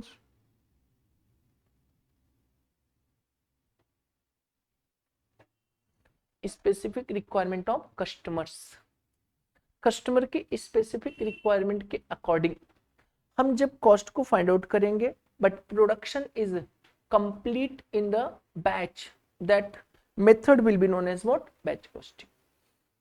अब ये बताना, सपोज करो आपको देसी घी प्रोड्यूस करना है, क्या देसी घी as per specific requirement of the customer है, तीखा देसी घी बनाना, मीठा बनाना, तो क्या देसी घी मैन्युफैक्चरिंग जो एजेंसियां हैं वो job costing batch costing follow करेगा, नहीं। अच्छा, आपको किसी बुक का प्रिंट करानी है, जॉब कॉस्टिंग की batch costing, job costing, job costing, किसी बुक का प्रिंट कराना है, एक बुक का प्रिंट कराना है, तो सामने वाले के लिए एक बैच, क्लियर। अच्छा, आपको टाइपिंग कराना है कोई पेज का, तो सामने वाला क्या करेगा, जॉब या बैच, जॉब कॉस्टिंग, क्लियर हुई चीज। मतलब जहां पे कस्टमर की स्पेसिफिक रिक्वायरमेंट है फॉर द प्रोडक्ट, और उस कस्टमर के अकॉर्डिंग कॉस्ट को फाइंड आउट किया जा रहा है by the supplier, by the manufacturer, तो मैन्युफैक्चरर कौन सी मेथड अप्लाई करेगा, जॉब कॉस्टिंग है, बैच कॉस्टिंग। अच्छा, मेरे को ये बताना, जॉब कॉस्टिंग में क्या कॉमन हो सकता है, क्या कॉमन नहीं होगा। दो कॉस्ट लगती, डायरेक्ट और इनडायरेक्ट कॉस्ट। अब जैसे श्रेयांश आया मेरे पास, कहता कि सर मेरी बिल्डिंग को एकदम बढ़िया मस्त चमाचम कर दो, उनका हो जाएगा। मैं गया, काले कलर से पेंट करके चला आया। सिद्धांत आया, कहते सर मेरे भी चमाचम कर दो, इसका भी काले से करके चमाचम कर दिया। सही है कि गलत है, गलत है। तो दूसरे दिन आया, सर क्या कर दिया, मेरी तो पता ही नहीं चल रही बिल्डिंग कहाँ पे है, लाइट जला रहा हूं तो पता ही नहीं चल रही लाइट कहाँ जा रहा है। तो मतलब कॉमन क्या है, अनकॉमन क्या है, अनकॉमन ऑलवेज भी डायरेक्ट कॉस्ट, क्योंकि बिल्डिंग में हम क्या करेंगे, जो पेंटिंग मटेरियल यूज करेंगे, क्या जो सिद्धांत में यूज किया वही श्रेयांश में यूज कर सकता हूं, पॉसिबल ही नहीं है। और जो श्रेयांश में यूज किया क्या मैं सिद्धांत में यूज कर सकता नहीं। तो direct cost under the job costing can never be same for all job, but indirect cost में बी सेम और नॉट, यस। अब ये जो पेंटिंग ब्रश मैंने सिद्धांत में यूज किया था, क्या वो श्रेयांश में नहीं कर सकता, कर सकता हूं। जो पेंट करने की मशीन, सीढ़ियां मैंने कहां पे यूज किया था, सिद्धांत में, वो श्रेयांश यहां भी कर सकता हूं। क्लियर हुई चीज है? मतलब ये पॉइंट क्यों मैं बोल रहा हूं, क्योंकि जब हम जॉब कॉस्टिंग की कॉस्टिंग फाइंड आउट करने जाएंगे तो आपको चीजें ध्यान रखना पड़ेगा। क्योंकि मैं मेरे को बताना, अगर मैं कोई एक काम कर रहा हूं, मैं कोई जॉब कॉस्टिंग का ही काम कर रहा हूं, जॉब का, इंटीरियर डेकोरेशन का, तो 100 क्लाइंट है मेरे पास, तो 100 क्लाइंट का क्या डिफरेंट होगा? Direct cost. लेकिन इनडायरेक्ट कॉस्ट कभी भी डिफरेंट नहीं हो सकता, पॉसिबल ही नहीं है। पॉसिबल एडिशनल लग सकता है, लेकिन हाँ पॉसिबल नहीं है कि वो डिफरेंट, कि डिफरेंट हो जाए, पॉसिबल नहीं है, इनडायरेक्ट हो ही नहीं सकता। मेरी ऑफिस, श्रेयांश आया सर क्या कॉस्ट आएगी, मैं ऑफिस में ओपन करके रखा हूं, कल सिद्धांत आएगा तो दूसरी ऑफिस खोलूंगा, तो ऑफिस का जो रेंट जाएगा, चाहे श्रेयांश है, चाहे सिद्धांत है, चाहे कोई और आ जाए, हमारी तो ऑफिस सेम रहेगी, तो इनडायरेक्ट कॉस्ट तो सेम रहेगा। लेकिन हाँ, किस तरह से इनडायरेक्ट कॉस्ट श्रेयांश के वर्क में जाना चाहिए, किस तरह से हमारा श्रेयांश और सिद्धांत के वर्क्स में जाना चाहिए, किस तरह से हमारा डिस्ट्रीब्यूट हो। अब ये नहीं कि रेंट 1 लाख रुपए पर मंथ, श्रेयांश आया, श्रेयांश में ही कॉस्टिंग में 1 लाख इनडायरेक्ट कॉस्ट लगा डाला, हमका direct cost 2 lakh, 1 lakh indirect, 3 lakh दे दो। अगली बार जब सिद्धांत आया, उसकी कॉस्टिंग कितना, 5,000, उनका 5,000 दे दो, क्योंकि रेंट अदर कॉस्ट थी नहीं। तो इससे क्या होगा, सिद्धांत श्रेयांश अगली बार आएगा कभी? वो तो बेकार है, बेवकूफ है वो, पूरा का पूरा इनडायरेक्ट कॉस्ट मुझसे ले लेता है, दूसरी बार जब कोई आता है तो मुझसे लेता ही नहीं है। मतलब यहाँ पे हमारी कॉस्टिंग करते समय केवल इनडायरेक्ट कॉस्ट को ध्यान रखना है, how to allocate the indirect cost between the jobs. और पूरी कॉस्ट में यही करना है आपको, इनडायरेक्ट कॉस्ट ही आपको परेशान करने वाला है, डायरेक्ट कॉस्ट तो नहीं परेशान करने वाला। तो बताना, this is a statement which represent cost of a batch as per the specific requirement of the customers. अब यहां पे बताना, total cost of batch,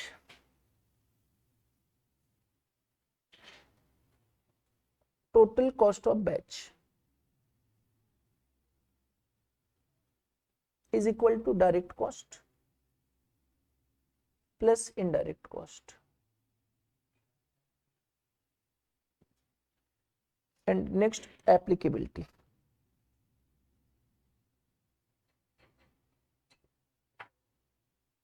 Sector,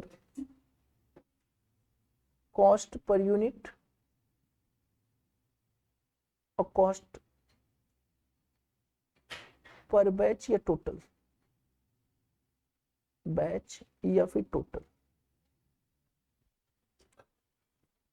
sector कौन कौन से हो सकते हैं? प्रिंटिंग प्रेस पहला सेक्टर,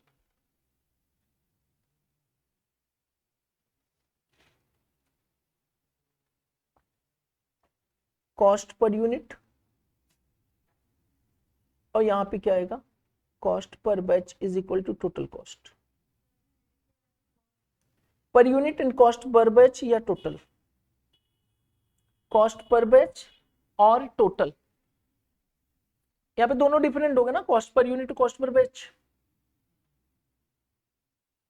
और कौन सी इंडस्ट्री हो सकती है, कुछ सोच के बताओ, जो इंडस्ट्री आपको आपके अकॉर्डिंग काम करे लेकिन बैच में काम करे,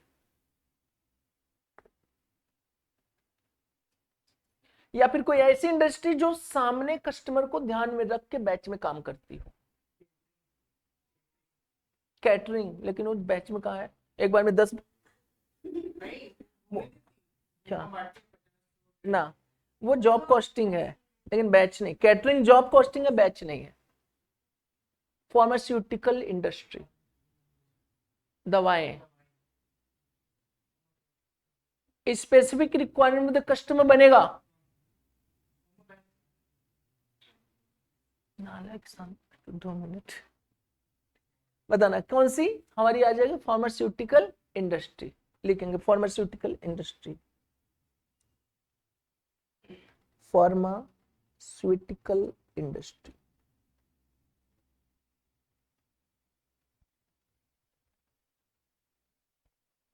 same cost per unit, cost per. अब मान के चलो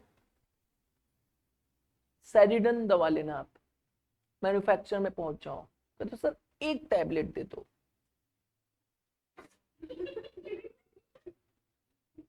पॉसिबल है? धक्के मार बाहर कर देंगे, नालायक कहां से आ गया ये। एक सेरिडन दवा लेने, सर सेरिडन 300 नहीं 900 ml का बना दो, mg का बना दो, तो क्या करेगा वो पता है? तो वहां पे जो हमारी काम होगी, जो वहां पे कॉस्टिंग होगी, उस इंडस्ट्री में जो कॉस्टिंग मेथड अप्लाई होगा, that will B pharmaceutical, means कौन सा? Batch costing. ट्वाइस ट्वाइस खिलौने बनना, श्रेयांश था रो रहा था मेरे को एक मंकी चाहिए, मंकी के टॉय, और चला गया कहां पे? मैन्युफैक्चरर मंकी बनाने वाले खिलौने। सर एक मंकी मंकी बना के दे दो, कहीं इधर नालायक इधर आ, तुझे ही मंकी बना देता हूं मैं। तो यहां पे लिखो ट्वाइस इंडस्ट्री। ये भी कौन सी मेथड यूज करती है इंडस्ट्री? हमारा बैच कॉस्टिंग। रेडीमेड गारमेंट्स, अब ये चला जाए सर 28 इंच का एक जीन्स बना दो, लेवाइस में चला जाए, लेवाइस सुनो 28 इंच का जीन्स चाहिए, बना के दे दो मेरे को, क्या पॉसिबल है? नहीं है। वहां पे भी किस में काम होगा? बैच में। अब एक बैच में कौन कौन सी साइज रखता है वो उनके ऊपर डिफरेंट है, बट लेकिन जब भी प्रोडक्शन किया जाएगा किसमें? बैच में। और कॉस्टिंग जब भी किया जाएगा किसमें? बैच में। रेडीमेड गारमेंट्स,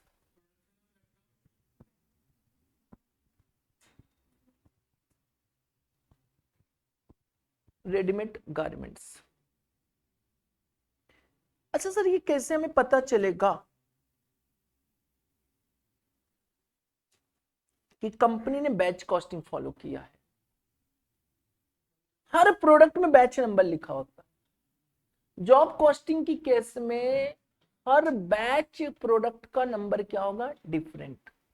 लेकिन बैच कॉस्टिंग में जो प्रोडक्ट एक बैच में बना होगा उनके सारे बैच नंबर क्या रहे होंगे? सेम रहेंगे।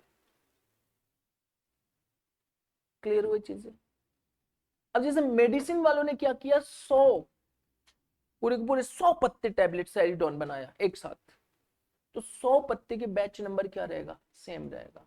भले वो 100 मेडिकल स्टोर पे बिक रही हो, लेकिन उन्होंने जो मैन्युफैक्चरिंग किया बैच नंबर सारे के सारे 100 पत्तों का क्या रहेगा? सेम रहेगा। क्लियर हुई चीजें? बैच नंबर सेम रहेगा। अब जैसे मान के चलो मैं ये कैलकुलेटर खरीदने गया ना, कैलकुलेटर, अगर कंपनी ने कॉस्टिंग बैच अप्लाई किया है, पहली चीज तो ये हमेशा specific requirement of the customer है नहीं। जब स्पेसिफिक रिक्वायरमेंट ऑफ कस्टमर नहीं है तो वो कोई भी कॉस्टिंग अप्लाई कर ले। लेकिन जब ये बनाने गया बैच में, अगर बनाने गया, अगर 100 कैलकुलेटर बनाया एक साथ, बैच नंबर सबका क्या रहेगा? सेम रहेगा।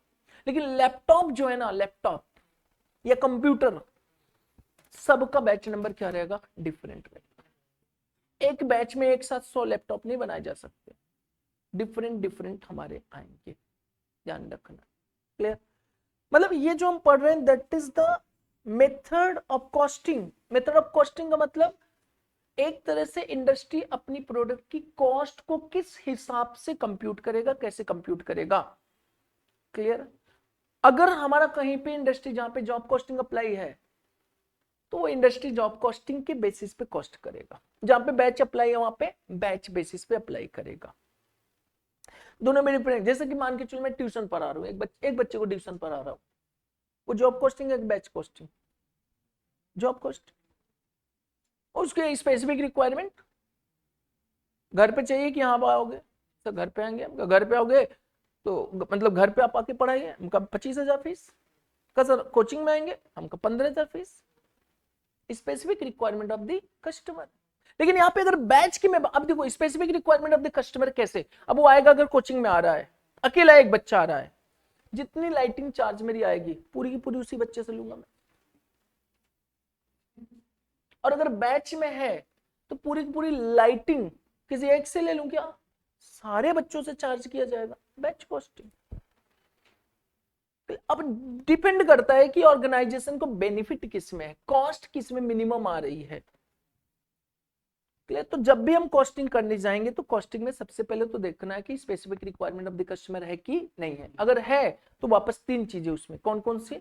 जॉब कॉस्टिंग, बैच कॉस्टिंग और कॉन्ट्रैक्ट कॉस्टिंग। रेडीमेड गारमेंट्स और भी हमारे हो सकते हैं।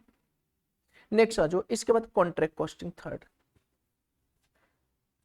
सीए से ये बाहर हो गया, कॉन्ट्रैक्ट कॉस्टिंग सीए में नहीं है, बाहर हो चुका है। कॉन्ट्रैक्ट कॉस्टिंग लिख, हल्का से लिख लेना, बस डिटेल में चैप्टर में कवर नहीं कराऊंगा। बताना contract costing, contract costing is an extension of, contract costing is an extension of job costing,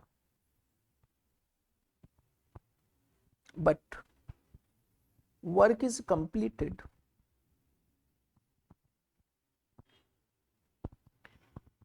in long period, long period। इसमें क्या क्या आ सकता है? कोई भी बिल्डिंग, ब्रिज हो गए, शिप हो गए, शिप शिप बिल्डिंग करना, एयरक्राफ्ट हो गए, वो सारे के सारे किस में आते हैं हमारे जॉब। अब देखो, अगर मेरे को शिप बनानी है, शिप बनवानी है, तो मैंने कहा एक बंदे से, हमका भाई शिप बनानी है, तो कही ठीक है बनाए, लेके चले जाओ।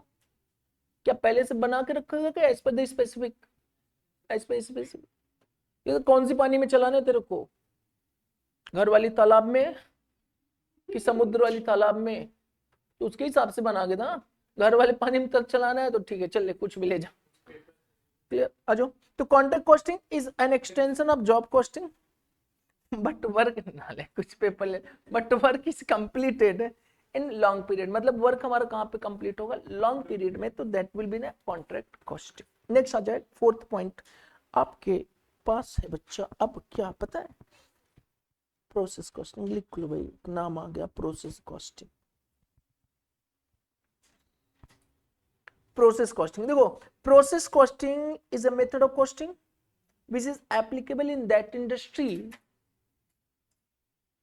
where goods are produced in more than one activity, more than one process। जैसे मैंने एग्जांपल लिया था देसी घी, देसी घी कैसे बनेगा? सब पानी इकट्ठा कर ले, बन जाएगा।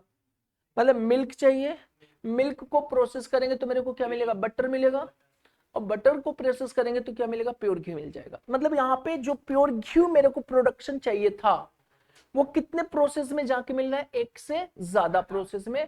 तो उसको हम लोग वहां पे मेथड कौन सी यूज किया जाता है? Process costing. अब बताओ जॉब कॉस्टिंग में हम प्रोसेस कॉस्टिंग अप्लाई कर दें? नहीं है। इंडस्ट्री वाइज अब देखो, प्रोसेस कॉस्टिंग में भी एब्जॉर्प्शन हो सकता है, मार्जिनल हो सकता है, एक्टिविटी हो सकता है, स्टैंडर्ड हो सकता है, कुछ भी हो सकता है, लेकिन इंडस्ट्री वाइज मेथड कौन सा लगेगा? Process costing. क्योंकि हर कॉस्टिंग इंडस्ट्री का उसके मेथड के ऊपर डिपेंड करेगा, लेकिन उसकी टोटल कॉस्ट जो है वो किसके ऊपर डिपेंड करेगा? टेक्निक के ऊपर डिपेंड करेगा। क्लियर? अब देखो, जैसे कि देसी घी की मैं बात करूं, दो प्रोसेस में बनता है, दो process, process one, process two. अब बताना फाइनल जो मेरे को प्योर घी मिलता है उसकी कॉस्टिंग कैसे आएगी? एब्जॉर्प्शन ले रहे हैं कि हम मार्जिनल ले रहे हैं कि अदर टेक्निक? ये मेरा मेन ऑब्जेक्टिव। तो बताना, अगर मैं एब्जॉर्प्शन ले रहा हूं तो what will be cost of product? इनकी इनकी जितनी कॉस्ट होगी टोटल ऐड कर दो। और अगर मार्जिनल है तो इसकी जो वेरिएबल, इसकी जो वेरिएबल है, दोनों को क्या कर दो? ऐड कर दो। याद रखिए, कुछ नहीं है, सबसे आसान। जब करेंगे ना, बहुत आसान है। क्लियर? आ जाओ, लिखेंगे प्रोसेस कॉस्टिंग।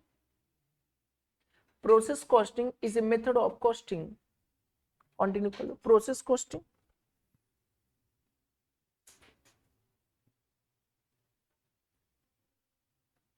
process costing is a method of costing, process costing is method of costing applicable in that sector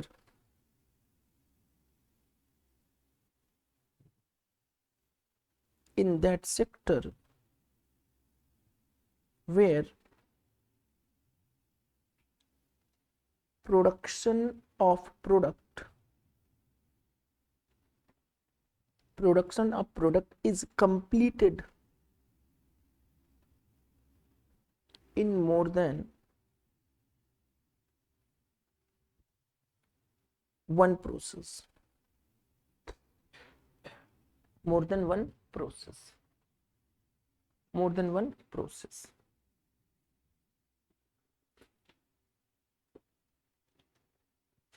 अब बताना इसके सेक्टर कौन कौन से हो सकते हैं, एप्लीकेबिलिटी बताना।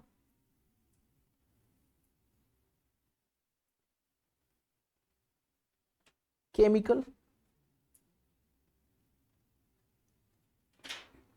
कॉस्ट, ऑलवेज भी क्या होगा, कॉस्ट पर लीटर। इसके बाद क्या हो सकता है हमारा, cement, cost per ton. Cement भी हमारे कहां पे आएंगे, प्रोसेस कॉस्टिंग में आएंगे। ऑयल,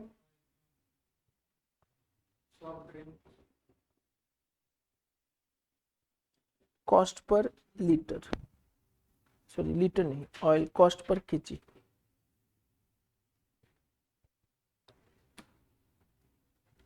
एंड एटसेट्रा, बहुत भी हो सकते हैं। नेक्स्ट लिख लो, operating costing oblique service costing, operating costing oblique service costing.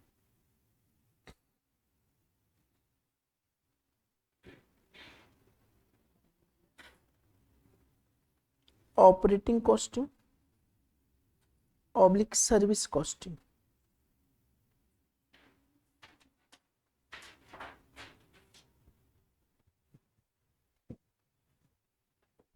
This method of costing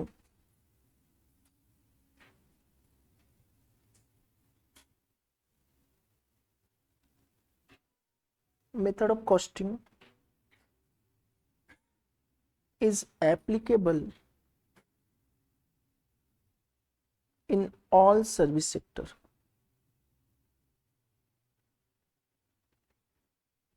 all service sector, इसको भी डिटेल इसकी चैप्टर में कवर करेंगे। पांचवा,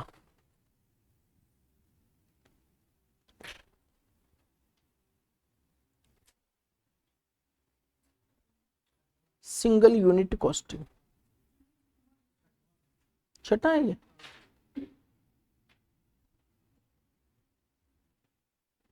F point, single unit costing.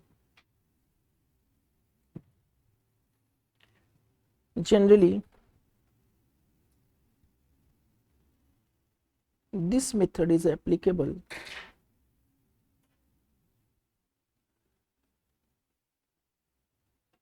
for all industry. Generally, this method is applicable for all industry. और एक finally last है कौन सा, मल्टीपल कॉस्टिंग।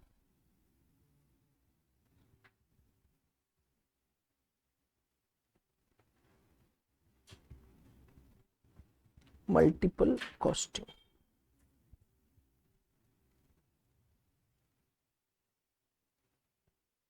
अब ये मल्टीपल का मतलब जहां पे एक से ज्यादा मेथड यूज किया जा रहा हो, दैट इज द मल्टीपल। बताओ ना कोई इंडस्ट्री जहां पे दो मेथड यूज किया जा रहा हो, बताओ सोच।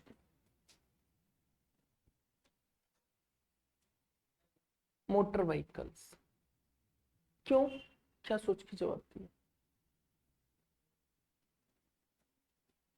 अगर मैं ऑटोमोबाइल की बात करूं, एक कार मेरे को मैन्युफैक्चरिंग करना है, एक कार बनाना है, लेकिन व्हील्स कितने होंगे, तो 4 व्हील्स तो हमें एक बार में बनाना ही पड़ेगा, मतलब बैच में बनाना पड़ेगा। तो वहां पे सिंगल भी है और बैच, दोनों कॉस्टिंग यूज किया जा रहा है। बैच में क्या बनाना पड़ेगा मेरे को, व्हील्स। अगर बैच में नहीं बनाऊंगा ना, तो कार क्या हो सकता है, व्हील्स डिफरेंट डिफरेंट हो सकते हैं। तो वहां पे हमारी कॉस्टिंग कौन सी फॉलो की जाती है, मल्टीपल कॉस्टिंग। या तो बाइसिकल, मोटरसाइकिल, वो सारे के सारे कौन सी कॉस्टिंग फॉलो करते हैं, मल्टीपल। जहां पे हमारे पास एक से ज्यादा मेथड यूज किया जा रहा है by the industry, that will be known as what, multiple costing. आप लिख लो, this is applicable in that sector where production is completed after using more than 2 methods.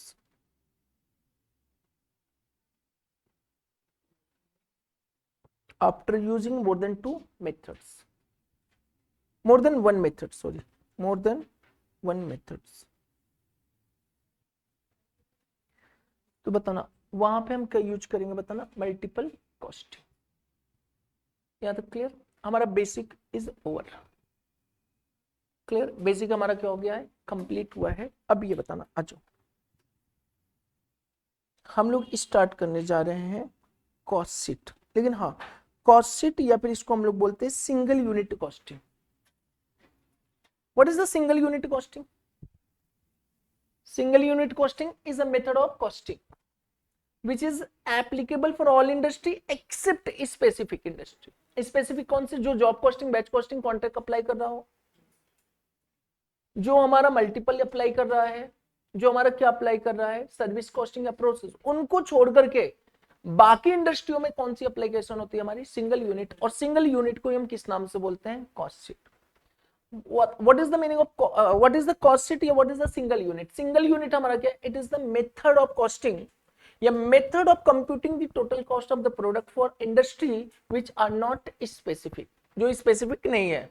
Generally बताना, अगर मान के चलो मेरे को शूज बना के बेचना है, तो बताना वो शूज बनाने वाली कंपनी शूज की कॉस्टिंग कौन सी मेथड से यूज कर रहा होगा? प्रोसेस या फिर सिंगल या फिर कौन सा हमारा ऑपरेटिंग? सिंगल। कौन सी कॉस्टिंग हो जाएगी? सिंगल वाली। अगर मान के चलो कोई ऐसा बंदा है जो आपका रेडीमेड गारमेंट्स के अलावा कुछ और बना रहा है, जो हमारी स्पेसिफिक में नहीं कवर है, तो वो सारे के सारे अपनी कॉस्ट को किस बेसिस पे फाइंड आउट करेंगे? On the basis of single unit costing, या फिर उसको हम किस नाम से बोलते हैं? कॉस्ट शीट के नाम से बोलेंगे। क्लियर? चाहे आप कोई भी मेथड यूज करो, कोई भी मेथड, लेकिन ईच एंड एवरी मेथड में कोई ना कोई एक टेक्निक यूज होगा। और वो टेक्निक कौन होता है? 99% एब्जॉर्प्शन कॉस्टिंग टेक्निक। कोई भी मेथड हो, अगर मैं सिंगल यूनिट कॉस्टिंग लूंगा भी तो उसमें कौन सी टेक्निक यूज होगी? हमारी एब्जॉर्प्शन कॉस्टिंग टेक्निक यूज होगा। कैसे उसको यूज करेंगे उसको हम लोग कवर करेंगे, लेकिन आज नहीं, कब कवर करना शुरू करेंगे? कल से नेक्स्ट स्टेप पे। क्लियर? चलो, तो कल से हम लोग स्टार्ट कर देंगे और कल आपको कॉस्ट शीट का प्रॉपर क्या मिल जाएगा? सीट भी मिल जाएगा। क्लियर? सीट भी मिल जाएगा पूरा का पूरा। क्लियर? एक पोर्शन तो मिल ही जाएगा आपको जो जो कवर करना है। तो चलो आज यहीं पे क्या करते हैं बच्चा लोग, ओवर करते हैं। चलो ऑनलाइन अभिनव और सुनिधि जिनकी टैक्स की क्लासेस है वो हम लोग मिलते हैं 12:05 पे टैक्स का।